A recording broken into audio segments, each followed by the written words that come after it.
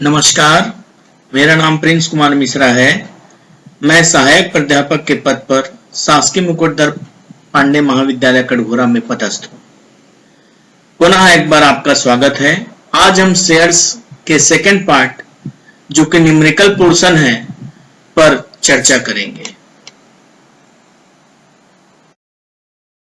हम शेयर्स का numerical part start करते हैं तो शेयर्स में बेसिकली जर्नल एंट्रीज ही पास करनी होती है। Journal entries in the books of a company.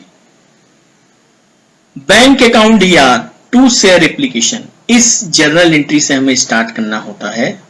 यह जर्नल एंट्री जब एक कंपनी अंशधारियों से राशि प्राप्त करती है, आवेदन की राशि प्राप्त करती है, तो चूंकि आवेदन की राशि हमेशा पहले नगद में प्राप्त की जाती है, अस्तु नगद आने पर bank account DR to share application account के रूप में पंजी की जाती है। इसे हम एक उदाहरण के रूप में समझ सकते हैं कि एक कंपनी ने 10,000 अंश निर्गमित किए हैं और उसे 12,000 रुपए के आवेदन 12,000 अंशों के लिए आवेदन पत्र प्राप्त हुए हैं। मांग आवेदन पर 2 रुपए, आवंटन पर 3 रुपए, प्रथम याचना पर 2 रुपए और अंतिम याचना पर 3 रुपए की गई है। ऐसी स्थिति में यदि हमने 10,000 अंश निर्गमन किए हैं, इशू किए हैं और 10,000 के लिए हमारे पास एप्लीकेशन आया है, तो हम 10,000 इंटू 2 इस प्रकार से 20,000 रुपए बैंक में हमारे पास राशि आएगी और वह शेयर एप्लीकेशन के रूप में आएगी। तो 20,000 से बैंक अकाउंट या टू शेयर एप्लीकेशन की एंट्री की जाएगी और इसी शेयर एप्लीकेशन के मनी को उसके शेयर कैपिटल अकाउंट में ट्रांसफर करेंगे, जो 20,000 रुपए ही होगी। जैसा कि मैंने यहां लिखा है, if there is a case of over subscription case then the second entry will be. यह जो दूसरी पंजी है वह ओवर सब्सक्रिप्शन के केस होने पर इस पंजी में परिवर्तित हो जाएगी।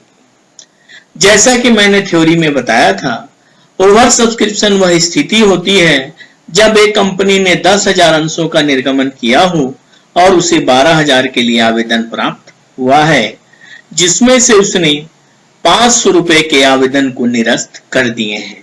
हम यह उदाहरण को लेते हुए चलते हैं। एप्लीकेशन में चाहे हमें 10,000 के लिए मिले, 20,000 के लिए मिले, 50,000 के लिए एप्लीकेशन मिले, पूरे की पूरी राशि को हमें एप्लीकेशन खाने में लिखना होता है। तो यदि हम 12,000 को आधार लेकर चलते हैं तो यहाँ 12,000 × 2 24,000 की एंट्री की जाएगी। यहाँ पर 12,000 × 2 24,000 लिखेंगे। लेकिन किसी भी परिस्थिति में किसी भी कॉल की एंट्री करते समय शेयर कैपिटल में कॉल्ड अप अमाउंट से ज्यादा पैसा नहीं लिया जा सकता, जो कि एप्लीकेशन की स्थिति में 2 रुपए है और इशूड शेयर 10,000 हैं। इस प्रकार से यहाँ 10,000 × 2 20,000 रुपए की पंजी की जाएगी। जैसा कि अन्य बातें न दिए होने पर एप्लीकेशन में अतिरिक्त राशि प्राप्त होने पर उसे आवंटन पर बिना बोले भी समायोजित किया जा सकता है।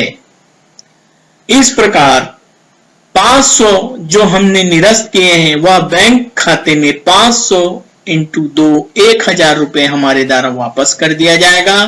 चूंकि जब बैंक बढ़ी थी तो डेबिट, इसलिए जब बैंक कम होगी तो क्रेडिट। अन्य शब्दों में जब पैसा आया था तो हमने डेबिट किया है और जब हम उस पैसे को लौटा रहे हैं तो क्रेडिट करेंगे। 12,000 में से 10,000 हमने यहां ट्रीट कर दिया, 500 रुपए हमने रिटर्न कर दिया। 1500 अंशों के अतिरिक्त राशि जो समायोजन किया जाना है प्रोराटा अलॉटमेंट के कारण, वह राशि आवंटन में 1500 × 2 इस प्रकार 3,000 रुपए यहाँ समायोजित की जाएगी, जो कि क्रमशः 24,000 12 दूनी 24,000 यहाँ लिखा जाएगा, 10 × 2 20,000 यहाँ लिखा जाएगा, 15 × 2 3,000 यहाँ लिखा जाएगा और 1,000 यहाँ लिखा जाएगा। जैसा कि मैंने यहाँ शेयर फर्स्ट कॉल भी लिखा हुआ है। चूंकि यहाँ पर राशि शेष नहीं बचती है, इसलिए शेयर फर्स्ट कॉल में नहीं डाला जाएगा। लेकिन यदि हमारे पास अतिरिक्त राशि प्राप्त होती है और कंपनी इस बात का उल्लेख करती है कि अतिरिक्त राशि का समायोजन हेतु प्रथम एवं द्वितीय याचना में भी प्रयोग किया जाना है, तो क्रमशः इसी प्रकार प्रथम एवं द्वितीय याचना की खाता भी खोले जाएंगे।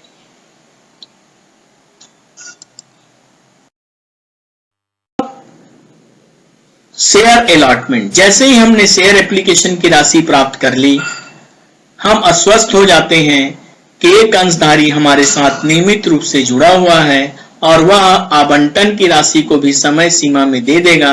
यह मानते हुए हम अलॉटमेंट में मिलने वाली राशि को पूर्व में ही ड्यू करके एंट्री कर लेते हैं। जैसा कि मैंने बताया था कि अंश 3 प्रकार से निर्गमित किए जाते हैं: पार, प्रीमियम, डिस्काउंट।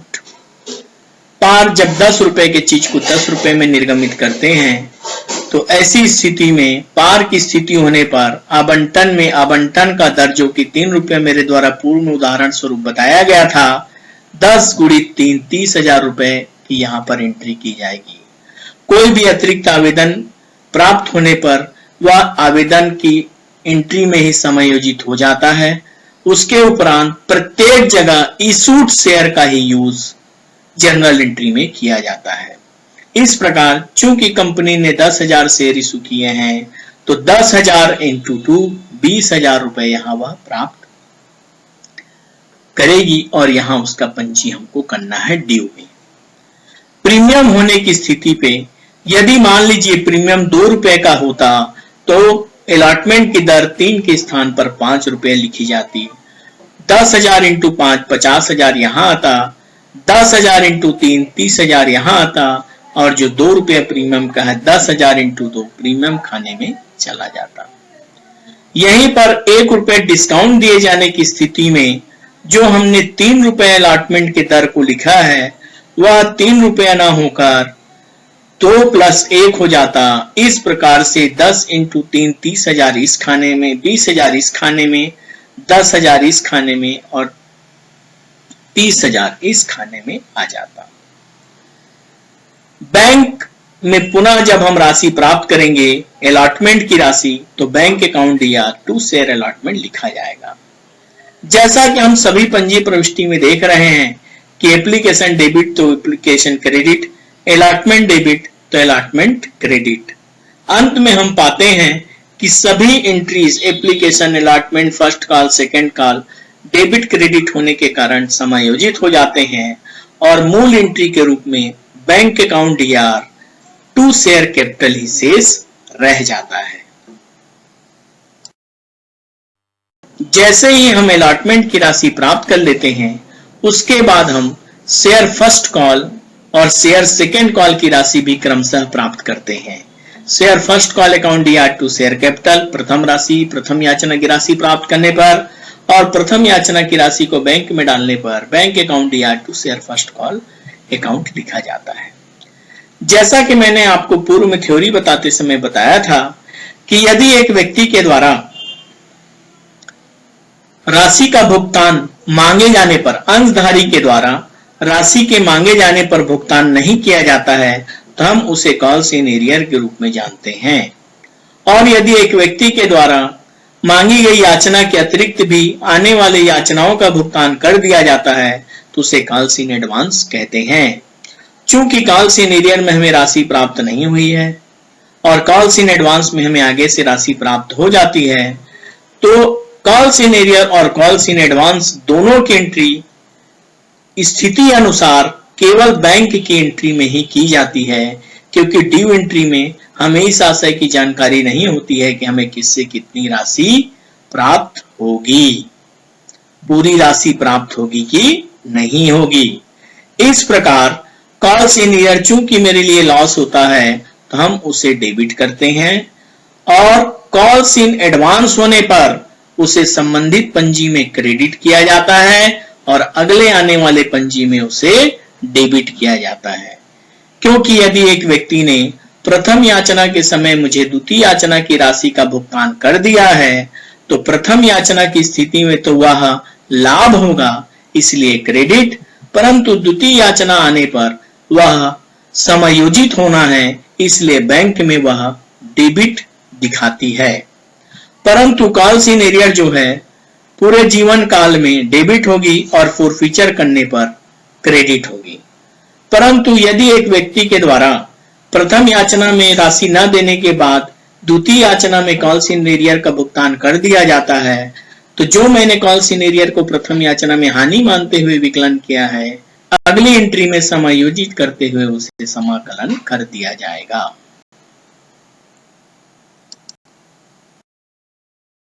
उसी प्रकार share second and final call की एंट्री की जाती है और bank account DR to share second and final call के रूप में राशि को प्राप्त की जाती है। अब हम बात करते हैं फोरफीचर ऑफ शेयर्स। अंश उन लोगों के हरण किए जाते हैं जिनके द्वारा बार बार मांगे जाने पर भी राशि का भुगतान नहीं किया जाता है। ऐसी स्थिति में कंपनी उन्हें दंडित करते हुए उनके अंशों से उनके अधिकार को समाप्त कर देती है, जिसे फोरफीचर ऑफ शेयर्स कहा जाता है। जैसा कि मैंने अभी आपको बताया था कि 8 एंट्री करते समय application, allotment, first call, final call सभी पंजियां आपस में डेबिट क्रेडिट होकर कट जाती हैं और शेष रह जाती हैं प्रत्येक पंजी में शेयर कैपिटल क्रेडिट और बैंक अकाउंट डेबिट। जब एक व्यक्ति के द्वारा राशि का भुगतान नहीं किया जाता है तो वही शेयर कैपिटल यहां पर डेबिट किया जाता है। जो राशि हमें प्राप्त हो चुकी है उस व्यक्ति से उसे हम शेयर फोरफीटेड अकाउंट में लिखते हैं और जो राशि व्यक्ति के द्वारा भुगतान नहीं किया गया है उसे हम कॉल्स इन एरियर के रूप में लिखते हैं। यहां यह बताना आवश्यक होगा कि कुछ लोगों के द्वारा कॉल्स इन एरियर का प्रयोग नहीं किया जाता है। ऐसी स्थिति में जिस याचना का भुगतान एक व्यक्ति के द्वारा नहीं किया गया है उसे संबंधित याचना की बैंक राशि में हमारे द्वारा कम करके दर्शाया गया है, वह यहाँ पर पुनः क्रेडिट हो जाएगा। उदाहरण के लिए यदि एक व्यक्ति के द्वारा 1000 अंश पर प्रथम एवं द्वितीय याचना का भुगतान नहीं किया गया है तो 2 share first call, 2 share second and final call करके भी कॉल्स इन एरियर के स्थान पर उस याचना के नाम को यहां अंकित करके समाकलन किया जा सकता है।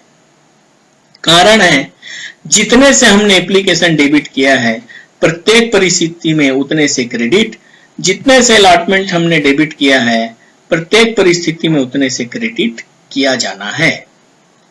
यहां पुनः आपको बताना चाहूंगा जिस प्रकार जो हमने पढ़ा है कि अंश पार प्रीमियम और डिस्काउंट में निर्गमित किए जाते हैं, उसी प्रकार प्रीमियम पे यदि अंशों का निर्गमन किया गया है और ऐसे अंशों को हरण किया जाता है तो चूंकि प्रीमियम को हमने ड्यू एंट्री में पूरे राशि से क्रेडिट किया है और जबकि हमें पूरी राशि प्राप्त अलॉटमेंट में नहीं हुई है तो हम अलॉटमेंट में जितनी राशि प्रीमियम की प्राप्त नहीं हुई थी उसे समायोजित करते हुए डेबिट करते हैं, कैंसिल करते हैं। शेष क्रम वही रहता है, मांगी गई रकम शेयर कैपिटल में, प्रीमियम की राशि प्रीमियम खाने में। उदाहरण के लिए यदि हमने 2000 अंशों का हरण किया है तो 2000 गुणी 10 20,000 यहाँ आएगा, 2000 गुणी 2 4000 यहाँ आएगा। एक व्यक्ति के द्वारा केवल एप्लीकेशन के मनी का भुगतान किया गया है तो 2000 इंटू 3 6000 यहाँ आएगा और शेष पूरी राशि यहाँ पर आएगी। जब हम उन अंशों का पुनः निर्गमन करते हैं, ऐसी स्थिति में अंशों का निर्गमन करने पर bank account DR, share forfeited account DR to share capital की एंट्री की जाती है। अर्थात जो हमने मांगा है वह शेयर कैपिटल में, जो राशि हमें प्राप्त नहीं होती है उसे शेयर फोरफिटेड में और जो हमें प्राप्त हुआ उसे बैंक में लिखते हैं। उदाहरण के लिए यदि प्रश्न में दिया है कि this shares were reissued as fully paid for 9 तो 10 रुपए का चीज 9 रुपए मिला, 1 रुपया छूट, तो 10 गुणी 2 20,000, 9 दूनी 18,000 और यहाँ पर 2000 रुपए की एंट्री की जाएगी।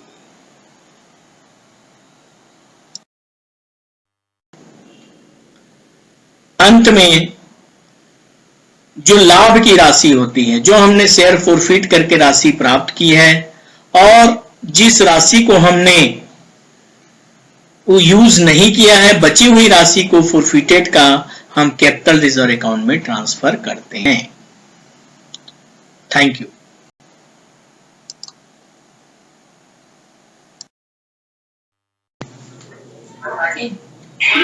अब हम एक क्वेश्चन के माध्यम से इसे समझने का प्रयास करते हैं।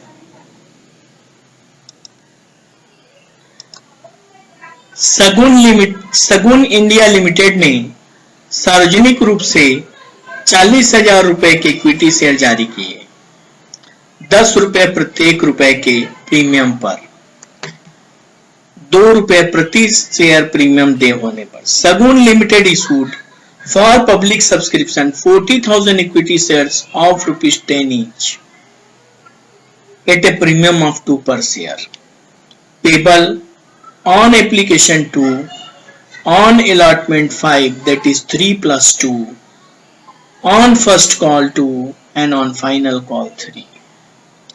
Application were received for 60,000 shares. An allotment was made pro rata to the applicants for 48,000 shares. The remaining applications being refused, the money overpaid on application was applied towards sum due on allotment. A, to whom 1,600 shares were allotted, failed to pay allotment money, and B, to whom 2,000 shares were allotted, failed to pay 2 calls money. These shares were subsequently forfeited after second call and were reissued for 8 as fully paid up. Pass necessary journal entries in the books of Sagun Limited.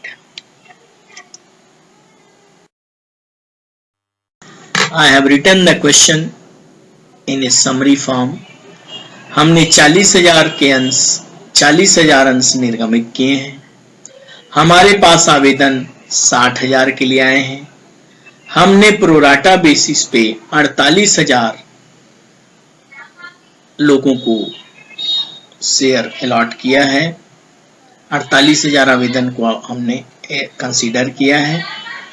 आवेदन पर 2 रुपए दर, आवंटन पर 5 रुपया, 3 धन 2 रुपया premium है। First call 2, second and final call 3 रुपए के रूप में हमारे द्वारा राशि मांगी जा रही है। जो भी एक्सेस एप्लीकेशन है वो अलॉटमेंट में एडजस्ट की जाएगी।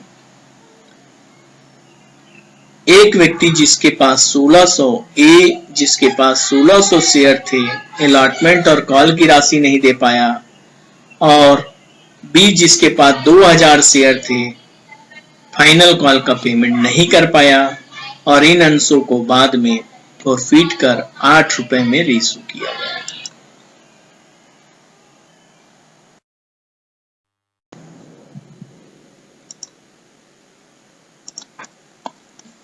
चलिए अब हम क्वेश्चन स्टार्ट करते हैं। ये समरी मैंने लिख रखा है, आपके लिए रिकॉल हो। इशूड शेयर 40,000, फिर से एक बार बता रहा हूं, और एप्लीकेशन 2 रुपया है, अलॉटमेंट 5 रुपया है, 3 + 2 प्रीमियम। अप्लाइड शेयर 60,000 के लिए था, लेकिन हमने प्रोराटा 48,000 को कंसीडर किया है। First call 2 rupees, second call 3 rupees है। Excess application money will be adjusted towards allotment दिया हुआ है। एक एप्लीकेंट जो ए है, 16,000 शेयर जिसको अलॉटेड है, अलॉटमेंट और कॉल मनी नहीं दिया। बी अनदर होल्डर जिसको हमने 2,000 शेयर अलॉट किया है, वो दोनों कॉल का पेमेंट नहीं कर पाया है और इन शेयर्स को फॉरफिट कर फाइनल कॉल के बाद 8 रुपए पर शेयर एज फुली पेड में रीइश्यू किया गया है। अब हम क्वेश्चन पे बात करते हैं। जैसा कि मैंने बताया कि एप्लीकेशन में जितने के लिए भी एप्लीकेशन आया है उस पे हम मल्टीप्लाई करते हैं। यहाँ लिखा देखिए, being the application money receive for 60,000 shares, और एप्लीकेशन का रेट 2 रुपया है, इसलिए हमने 1,20,000 रुपए की यहाँ पे एंट्री की हुई है। जो 1,20,000 हमें एप्लीकेशन प्राप्त हुआ, चूंकि हम 80,000 शेयर इशू कर रहे हैं तो 80 × 2 40 इंटू 2 सॉरी, हम 80,000 रुपये यहाँ पर ले सकते हैं। शेयर कैपिटल में हम हमेशा जो हम शेयर इशू किए हैं इनटू पर्टिकुलर के रेट से ज्यादा कभी भी नहीं ले सकते। इस प्रकार 40 इंटू 2 80,000 यहाँ आया। चूंकि हमने 12,000 को रिजेक्ट किया है, टोटल एप्लीकेशन 60,000 के लिए था, हमने 48,000 को कंसीडर किया। इस प्रकार हमने 12,000 को रिजेक्ट किया, तो 12,000 इंटू 2 24,000 हमने बैंक के थ्रू वापस कर दिया। जब बैंक से पैसा आया तो डेबिट और जब वापस किए तो क्रेडिट। एक्स्ट्रा एप्लीकेशन मनी जो कि हमको स्पष्ट दिख रहा है, हमने 40,000 शेयर इशू किया है और 48,000 को हमने प्रोराटा बेसिस पे कंसीडर किया है, तो जो ये 8,000 एक्स्ट्रा है 8 इंटू 2 दैट इज 16,000 रुपीज को हमने शेयर अलॉटमेंट में एडजस्ट किया है। जब शेयर अलॉटमेंट का टाइम आया तो जैसे ही हम शेयर अलॉटमेंट और ऑनवर्ड्स एंट्री करेंगे, अब हमें अप्लाइड और ये 48 से कोई लेना देना नहीं है। हर जगह 40,000 से मतलब है, क्योंकि सभी एक्स्ट्रा एप्लीकेशन मनी को हमने इन दो एंट्री में सेटल कर दिया है। इस प्रकार अब हर जगह 40,000 से मतलब है, तो 40,000 इंटू अलॉटमेंट का रेट 5 रुपया है, तो 8 5 जा 4 5 जा 20, 2 लाख रुपया हमने अलॉटमेंट में ड्यू किया, जिसमें 3 रुपया कैपिटल का है और 2 रुपया प्रीमियम का। तो 40 इंटू 3 1,20,000 यहाँ, 40 इंटू 2 80,000 यहाँ। इस 2 लाख रुपए में 16,000 रुपए मुझे ऑलरेडी प्राप्त हो चुका है, तो अलॉटमेंट में मुझे 1,84,000 रुपीज प्राप्त होना था। चूंकि एक व्यक्ति जिसने 1,600 पे अलॉटमेंट का मनी नहीं दिया है और यह ओवर सब्सक्रिप्शन का केस है, तो हमने यह जानने का प्रयास किया कि जिस प्रकार अन्यों के द्वारा ज्यादा आवेदन किया गया था, क्या इनके द्वारा भी ज्यादा अंशों के लिए आवेदन किया गया था। तो हमने पाया कि ए के द्वारा वास्तव में अप्लाई किया गया था 1920 शेयर के लिए, जिस पर उनके द्वारा 3840 आवेदन के समय में राशि दी गई थी, जबकि आवेदन पर हमें 1,620 रुपया की राशि 1,600 गुणित 2 3,200 की राशि लेनी थी। अस्तु 640 रुपये उनका एक्स्ट्रा पैसा जो कि इस 16,000 की राशि में समाहित है के द्वारा दिया गया था। इस प्रकार जब हम अलॉटमेंट की एंट्री करते हैं तो 1,600 इंटू 5 8,000 नहीं लिखते हुए जो ये 640 रुपया ऑलरेडी जमा है को माइनस कर 7,360 रुपया एरियर की राशि संबंधित ए का बताया जाएगा। इस प्रकार जो 1,76,640 1,76,640 रुपीस इस जगह अपीयर हो रहा है, वह इस प्रकार से है। 40,000 इंटू 5 2 लाख रुपए अलॉटमेंट में प्राप्त होना था। चूंकि 16,000 रुपए ऑलरेडी एडजस्ट किया जा चुका है, यह राशि वह माइनस हुआ। इस प्रकार से अलॉटमेंट में हमें 184,000 मिलना था, जबकि ए जिसके द्वारा 7,360 रुपया एरियर का भुगतान नहीं किया गया, अस्तु 1,76,640 रुपया यहाँ पर अपीयर हो रहा है। उसके बाद फर्स्ट कॉल की राशि की मांग की गई, ड्यू की गई फर्स्ट कॉल, जो कि 40,000 शेयर पे 2 रुपया के भाव से ड्यू हुआ और उसे हम अब ड्यू के बाद